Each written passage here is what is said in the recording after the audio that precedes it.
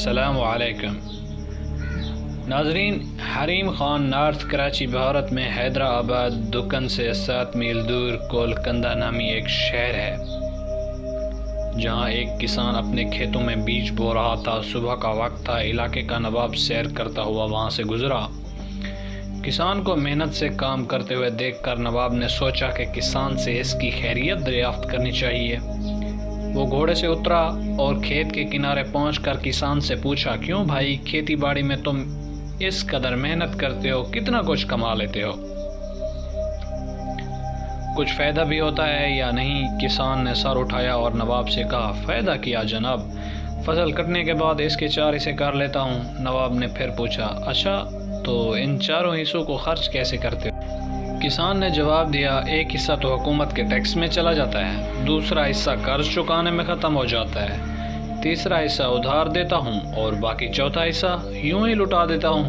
نواب کو کسان کی یہ بات عجیب و غریب لگی۔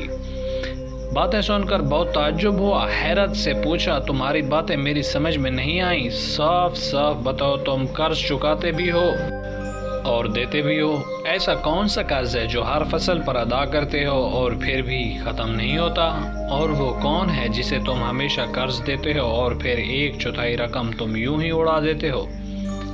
کسان نے جواب دیا، جناب بات دراصل یہ ہے کہ میرے والد نے ایک ساہوکار سے رقم ادھار لی تھی، والد کے مرنے کے بعد اس کا سود میں ادا کرتا ہوں، ایک حصہ ٹیکس دینے کے، دوسرا حصہ یہ ادا ہو جاتا ہے، اور تیسرا حصہ کسے ادھار دیتے ہو؟ نواب نے پوچھا۔ کسان نے کہا، یہ میں اپنے 2 لڑکوں پر خرچ کرتا ہوں تاکہ بڑھاپے میں وہ مجھ پر خرچ کریں۔ نواب نے پوچھا، اور یہ ایک حصہ فضول کیوں اڑا دیتے ہو؟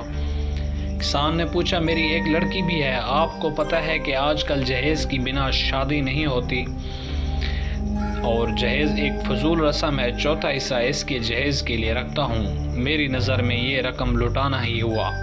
نواب اس کی مدلل گفتگو سے بہت متاثر ہوا اور ایک بڑی رقم اسے انعام کے طور پر دے کر رخصت ہو گیا۔